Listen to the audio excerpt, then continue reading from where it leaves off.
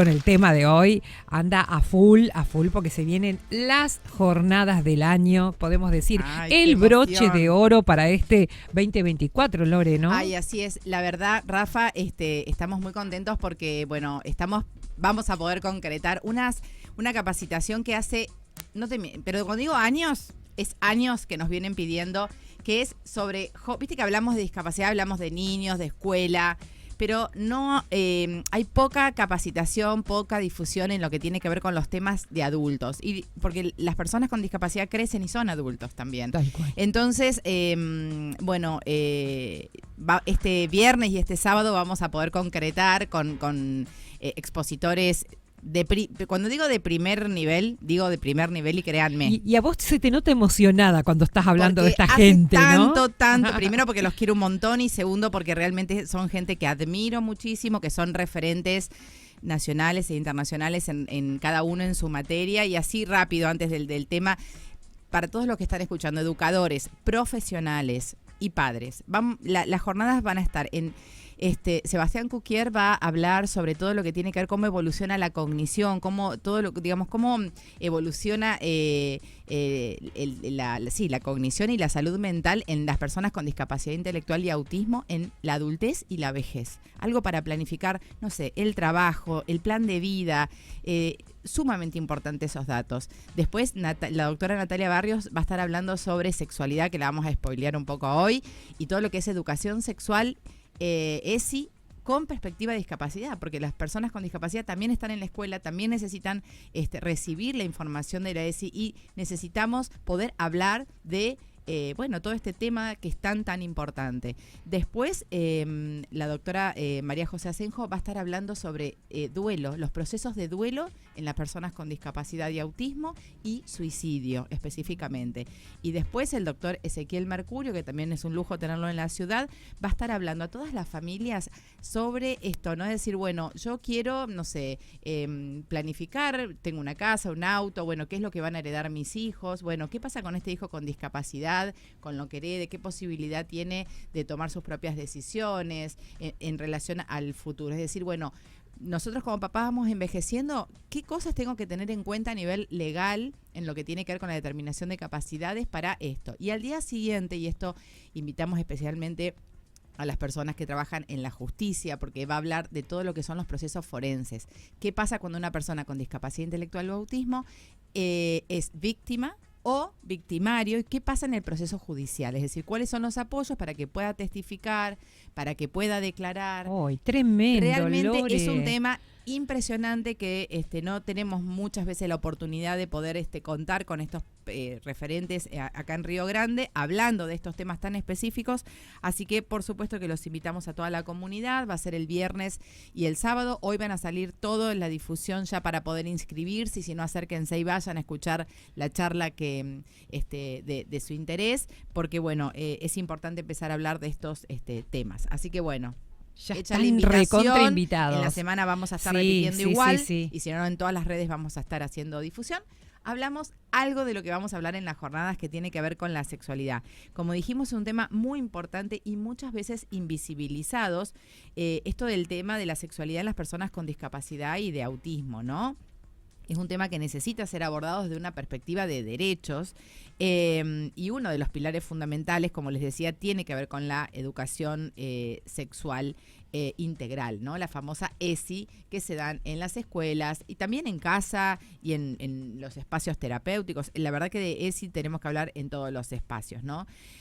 Hablamos de sexualidad porque es una dimensión natural humana, fundamental, o sea, todos los seres humanos estamos atravesados por la sexualidad, que incluye todo lo que tiene que ver con el desarrollo emocional, con los afectos, con las expresiones, los deseos, no solo el aspecto físico y reproductivo, sino cuando hablamos de sexualidad hablamos de todo este universo, y las personas con discapacidad intelectual, discapacidad en general, también tienen una vida afectiva y una vida sexual con necesidades, con intereses y derechos.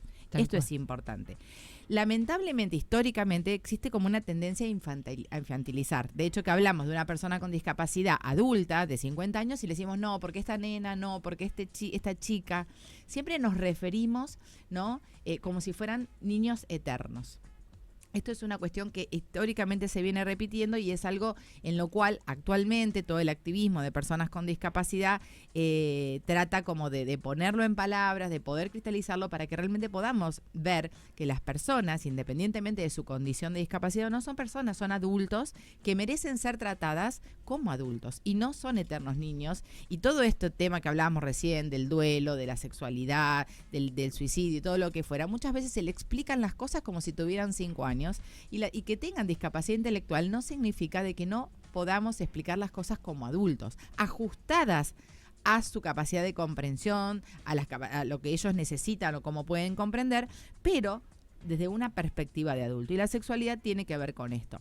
Y cuando hablamos de lo que primero nosotros, ¿no? Familias, educadores, terapeutas, tenemos que ponernos a pensar esto, ¿no? El derecho a la autonomía, a decidir sobre su propio cuerpo, a expresar la sexualidad de una manera segura, voluntaria, el derecho a la privacidad y al respeto, sobre todo aquellas personas con discapacidad física o que requieren grandes necesidades de asistencia. También, digamos, hay una línea de trabajo en relación a esto, porque independientemente de que una persona tenga muchos desafíos para poder mover su cuerpo, también tiene derecho a la privacidad, a la expresión de sus emociones y de su sexualidad. Y después todo lo que tiene que ver con el derecho a la educación, que esto es como una cosa fundamental, porque el derecho a la educación sexual es un derecho que debe ser accesible a todas las personas, incluso las personas con discapacidad, y esto implica dar información sobre sus propios derechos para que puedan aprender sobre su propio cuerpo, sobre los límites que ellos tienen que poner, sobre las emociones, sobre lo que pasa en el desarrollo en la adolescencia, de qué es lo que les pasa y por qué, y qué es lo que pueden hacer con eso. Pero bueno, las barreras son muy importantes. Muchas veces la expresión de la sexualidad de las personas con discapacidad se las culpabiliza, se les dice que está mal, se las reprime, no se les dan como los espacios, ¿no?, adecuados, y esto viene por parte del sistema familiar y por el sistema muchas veces educativo, y esto lo que hace es vulnerar los derechos, ¿no? Y cuando nosotros vulneramos los derechos de la educación, también exponemos a estas personas a una situación de vulnerabilidad. Porque sabemos que las personas con discapacidad intelectual y del desarrollo enfrentan mayor vulnerabilidad, por ejemplo, de abuso sexual. Claro. Ya sea porque no tienen muy en claro la cuestión del consentimiento, no porque a veces cómo defenderse. O por ahí no entienden que esa forma, o si el abuso viene por parte de algún cuidador, de que esa forma a lo mejor lo ven como una expresión de cariño. Claro. Entonces ahí la educación sexual es súper importante, ¿no? Para prevenir situaciones de abuso, para que ellos puedan decir no quiero, esto no me hace sentir cómodo, no. También para poder saber si están ocurriendo situaciones de abuso, y también para como una herramienta para que ellos puedan gestionar su sexualidad de manera segura e independiente, porque no tiene que ver con esto del no, o sea, porque también se piensa que las personas con discapacidad no son madres, que no se pueden casar, que si se tienen una pareja, sí o sí tiene que ser una pareja con discapacidad, ¿no? Y tiene que ver también con un imaginario en relación a esto, es decir, las personas con discapacidad también como personas que desean y que pueden ser deseadas por otras personas, no necesariamente con discapacidad.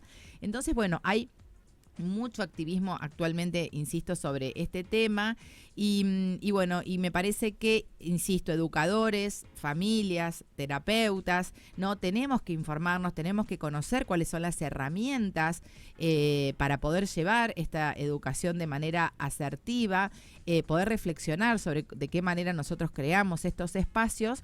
Y en definitiva todo tiene que ver con lo que venimos trabajando siempre, que tiene que ver con esto de que las personas con discapacidad tienen que poder gozar los mismos derechos que gozamos el resto de las personas, ¿no? A ser ciudadanos, a poder educarse, a poder estudiar, a poder trabajar, a poder ir al cine y también a poder recibir una educación sexual adecuada y poder disfrutar de la misma como todos nosotros. Así que bueno, qué temón. Una breve síntesis. Los que quieran saber más están invitadísimos este viernes y sábados. Ahora vamos a empezar a difundir en redes el modo en que tienen para inscribirse, el lugar, bien, todo para que estén informados. Así ¿Está que arancelado? No, por supuesto ¿No? que es todo gratuito, así que... Claro, pero por los lugares sí o sí, ¿no? Hay que inscribirse para saber la cantidad de gente. De todos modos, bueno, si alguien, insisto, por ejemplo, tiene como un especial interés en alguna, bueno, puede acercarse, vamos a estar publicando también los horarios. Y no necesariamente tengo que ir a todas las charlas. No, por supuesto, Ahí si está. vos querés, por supuesto que nos encantaría que Sí, todo, pero bueno, si decís, sí. bueno, quiero saber bien sobre esto, bueno, voy y va a tener resolución ministerial, así que para los docentes que puedan organizarse, y sobre todo los que trabajan con adolescentes y adultos, es algo que es sumamente importante poder trabajar, repensar, para poder respetar esto, ¿no? Lo que la dignidad humana, ¿no? Que es tan importante. Así que bueno. Gracias, Lore. Igual te vamos a tener seguramente en la semana refrescando esta invitación tan importante. Nosotros seguimos en Radio Mañana del Siglo.